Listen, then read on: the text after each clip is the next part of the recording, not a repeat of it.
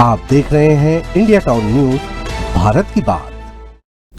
नमस्कार, आप देख रहे हैं इंडिया टाउन न्यूज। मैं हूं आपके साथ संजना कुशवाहा। स्वागत है आपका हमारे खास बुलेटिन राजधानी सरकार धानी में, जहां हम आपको छत्तीसगढ़ की महत्वपूर्ण खबरों से रूबरू कराएंगे। तो चलिए बुलेटिन की शुरुआत करने से पहले एक नजर डालते हैं आज के हेडलाइंस पर। छत्तीसगढ़ में गर्मी से बच्चों को मिली राहत। सरकार ने घोषित की ग्रीष्मकालीन छुट्टी, 15 जून तक अवकाश घोषित। महादेशवट्टा ऐप से जुड़े नेटवर्क पर ईडी का करारा प्रहार। दिल्ली, मुंबई समेत देश के 7 बड़े शहरों में मारा छापा। बॉन्ड सहित 573 करोड़ से ज्यादा की संपत्ति की फ्रीज। बोरेबासी खिलाने के नाम पर 8 करोड़ खर्च। कांग्रेस ने दी स्वीकृति की सफाई। बीजेपी ने भ्रष्टाचार का लगाया आरोप। सीजीपीएससी घोटाला, पूर्व चेयरमैन टामन सोनवानी को लगा बड़ा झटका। हाईकोर्ट ने खारिज कर दी जमानत याचिका।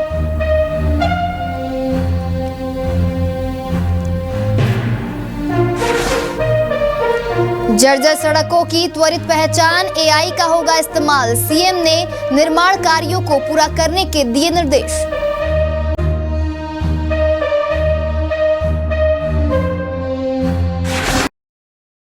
चलिए बढ़ते हैं खबरों की ओर। प्रदेश में लगातार बढ़ रही गर्मी और लू की स्थिति को देखते हुए राज्य सरकार ने स्कूलों में ग्रीष्मकालीन अवकाश की छुट्टी देने का फैसला ले लिया है। अब 25 अप्रैल 2025 से 15 जून 2025 तक ग्रीष्मकालीन अवकाश रहेगा। पहले ये ग्रीष्मकालीन अवकाश 1 मई से घोषित किया जाता रहा है। वहीं गर्मी के कारण छात्रों के स्वास्थ्य और सुरक्षा को प्राथमिकता देते हुए स्कूल शिक्षा विभाग ने 5 दिन पहले ही छुट्टी घोषित करने का आदेश जारी किया है। राज्य सरकार का ये निर्णय प्रदेश के सभी शासकीय, अशासकीय, अनुदान प्राप्त और गैर अनुदान प्राप्त स्कूलों के लिए लागू होगा। हालांकि ये अवकाश केवल बच्चों के लिए, शिक्षकों को अभी भी स्कूल में उपस्थिति देनी होगी। बता दें, रायपुर में अधिकतम तापमान 44 डिग्री सेल्सियस और न्यूनतम तापमान 29 डिग्री सेल्सियस पहुंच गया है।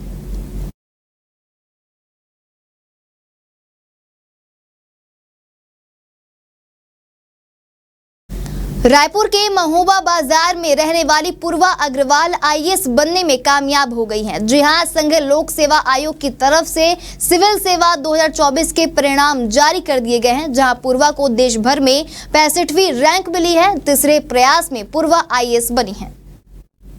इससे पहले 2023 में उन्हें देश भर में 169वीं रैंक मिली है, जिसे छत्तीसगढ़ कैडर में आईपीएस मिला था। उन्होंने प्रशिक्षण से 1 वर्ष का अवकाश लेकर फिर से तैयारी की और बीते वर्ष हुई गलतियों को सुधारकर आईएएस बनने में कामयाब हुई हैं।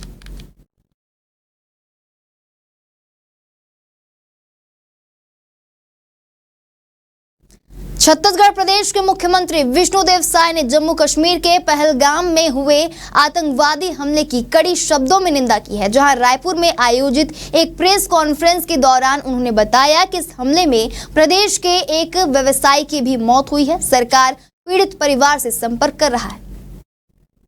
सीएम साय ने कहा, कल पहलगाम में कुछ आतंकवादियों ने यह कायरतापूर्ण घटना को अंजाम दिया है। मैं उसकी कड़ी निंदा करता हूं और सभी प्रभावितों के प्रति अपनी संवेदनाएं व्यक्त करता हूं। उन्होंने बताया कि मृतक व्यापारी का नाम दिनेश मिर्निया है और प्रशासन उसके परिजनों के साथ लगातार संपर्क में है। मुख्यमंत्री ने प्रधानमंत्री नरेंद्र मोदी की तत्परता की भी सराहना की। उन्होंने बताया कि पीएम मोदी ने सऊदी अरब की अपनी आधिकारिक यात्रा को बीच में ही छोड़कर देश लौटने का फैसला किया और तुरंत आपात बैठक की अध्यक्षता की। कल जम्मू कश्मीर के पहलगाम में आतंकवादियों ने कायराना हरकत की है, इसकी हम घोर निंदा करते हैं और जो भी इसमें मृतक हैं उनके प्रति संवेदना व्यक्त करते हैं। और जब भी इस तरह से देश के साथ हुआ है उसका करारा जवाब देश ने दिया है।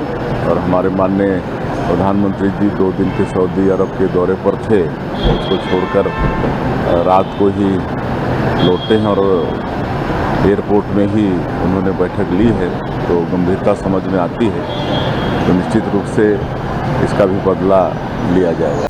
छत्तीसगढ़ छत्तीसगढ़ की बहुचर्चित महादेव ऑनलाइन सट्टा ऐप से जुड़े मनी लॉन्ड्रिंग मामले में रायपुर ईडी ने बड़ी कार्रवाई की है, जहां जांच एजेंसी ने देश के 7 बड़े शहरों दिल्ली, मुंबई, इंदौर, अहमदाबाद, चंडीगढ़, चेन्नई और उड़ीसा के संबलपुर में ताबड़तोड़ छापेमारी करते हुए 576 करोड़ 29 लाख रुपए की बॉन्ड खाते फ्रीज कर दस्तावेज जब्त किए। इनमें 3 करोड़ 29 लाख रुपए जब्त शामिल है। ईडी की जांच में यह भी सामने आया कि इस पूरे नेटवर्क का कनेक्शन दिल्ली के कुछ नेताओं से जुड़ा हुआ है। हवाला के जरिए छत्तीसगढ़ से दिल्ली तक काली कमाई भेजी गई। यह भी पाया गया कि सट्टेबाजी से कमाए गए पैसों को मॉरिशस और दुबई के फर्जी एफपीआई के जरिए विदेशी निवेश और शेयर बाजार में लगाया गया, जिससे स्मॉल और मिड कैप कंपनियों के शेयरों की कीमतों में कृत्रिम उतार चढ़ाव करके आम निवेशकों को चपत लगाई गई।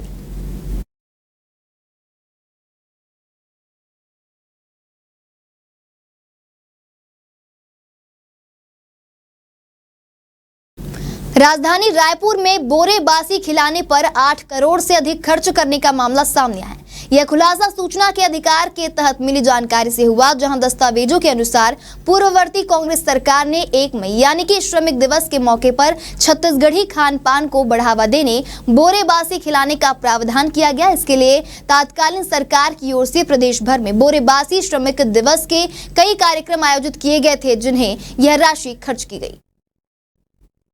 इस मामले में कांग्रेस संचार विभाग अध्यक्ष सुशील आनंद शुक्ला ने कहा कि श्रमिक दिवस को हमने बोरेबासी दिवस के रूप में मनाया और मजदूरों के स्वाभिमान को जगाने का काम भी किया। राजधानी रायपुर के साइंस कॉलेज में भी बड़ा आयोजन हुआ था। इस आयोजन के लिए सरकार की ओर से स्वीकृति दी गई थी। सम्मेलन में बोरेबासी खाने के साथ ही प्रदर्शनी इत्यादि का आयोजन भी हुआ था, जिसमें राशि खर्च की गई थी। वहीं इस पर प्रतिक्रिया देते हुए बीजेपी प्रदेश महामंत्री और नागरिक आपूर्ति खाद्य मंत्री के अध्यक्ष संजय श्रीवास्तव ने इसे कांग्रेस का एक और कारनामा बताया। उन्होंने कहा कि एक दिन में एक जिले में 8 करोड़ का भुगतान और खर्चा जिस प्रकार से किया गया है, यदि यही राशि श्रमिकों को दी जाती तो उन्हें लाभ मिलता।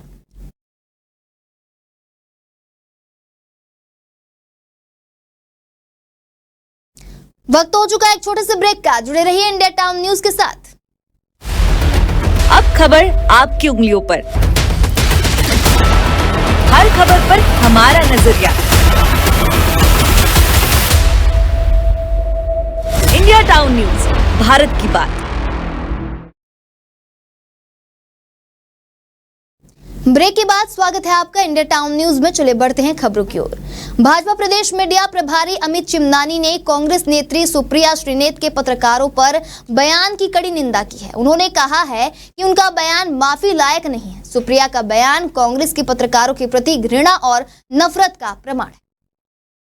नानी ने कहा कि रायपुर प्रेस वार्ता करने पहुंची कांग्रेस की राष्ट्रीय सोशल मीडिया प्रभारी सुप्रिया श्रीनेत ने कहा कि टीवी चैनल में बैठने वाले एंकरों की सैलरी उन विज्ञापनों से आती है जो उनकी आवाज दबाने के लिए दिए जाते हैं।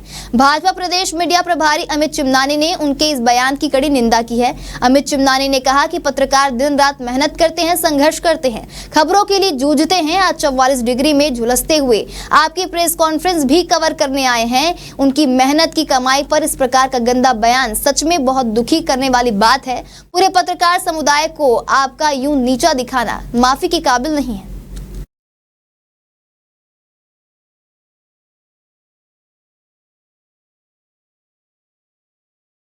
कृषि मंत्री रामविचार नेताम ने उद्यानिकी विभाग में कृषि उपकरणों की खरीदी पे हुए घोटाले से संबंधित समाचार को गंभीरता से लिया है, जहां उन्होंने कृषि उत्पादन आयुक्त को जांच समिति गठित कर मामले की विस्तृत जांच के निर्देश दिए हैं। जहां मंत्री ने सभी पहलुओं की गहन जांच कर दोषियों के विरुद्ध कड़ी कार्रवाई करने को कहा है।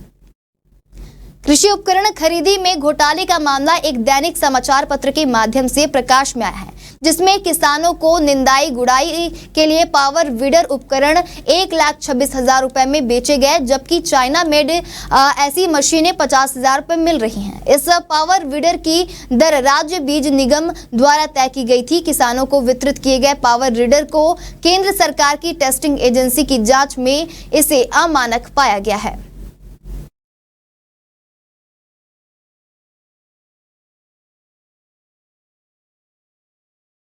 छत्तीसगढ़ के बहुचर्चित सीजीपीएससी घोटाला मामले में फंसे पूर्व चेयरमैन टामन सिंह सोनवानी को हाईकोर्ट से बड़ा झटका लगा। जी हां, कोर्ट ने टामन सिंह सोनवानी की जमानत याचिका खारिज कर दी है।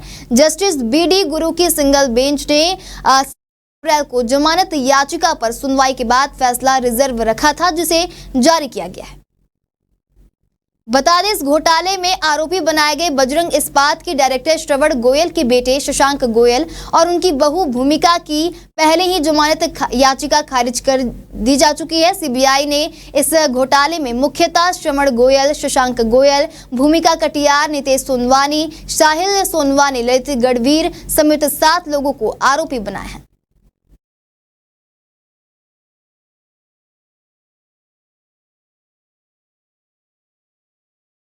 मुख्यमंत्री विष्णुदेव साय ने लोक निर्माण विभाग के कार्यों की समीक्षा ली, जहां उन्होंने मंत्रालय में आयोजित समीक्षा बैठक में विभागीय अधिकारियों को तेजी से कार्य करते हुए अच्छी गुणवत्ता के साथ समय सीमा में सड़कों, पुल पुलियों और भवनों के काम पूर्ण करने के निर्देश दिए। साथ ही एआई और नवीन तकनीकों के उपयोग से खराब सड़कों के त्वरित चिन्हांकन और मरम्मत के निर्देश दिए हैं।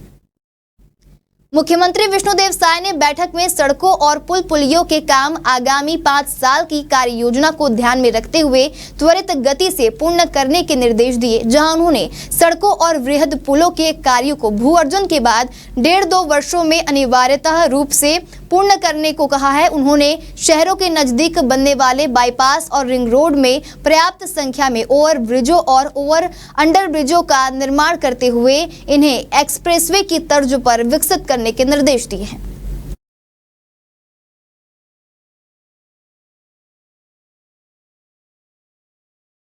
जम्मू कश्मीर के पहलगाम में हुए आतंकी हमले के बाद छत्तीसगढ़ के पूर्व डिप्टी सीएम टीएस सिंहदेव का बयान सामने आया, जिसमें सिंहदेव ने कहा है कि देश जवाब मांगता है, खोखले भाषण नहीं।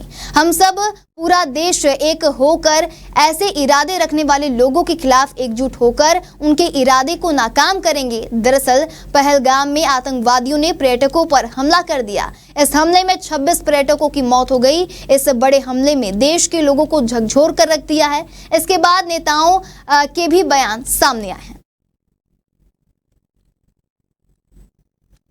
जहां सीएम विष्णुदेव साय ने जम्मू कश्मीर के पहलगाम में हुए आतंकी हमले की कड़ी निंदा की है। उन्होंने कहा कि पर्यटकों पर कायर आतंकियों ने हमला किया है। आतंकवादियों के नापाक इरादे कभी सफल नहीं होंगे। सुरक्षा बल के जवान इसका मुंहतोड़ जवाब देंगे।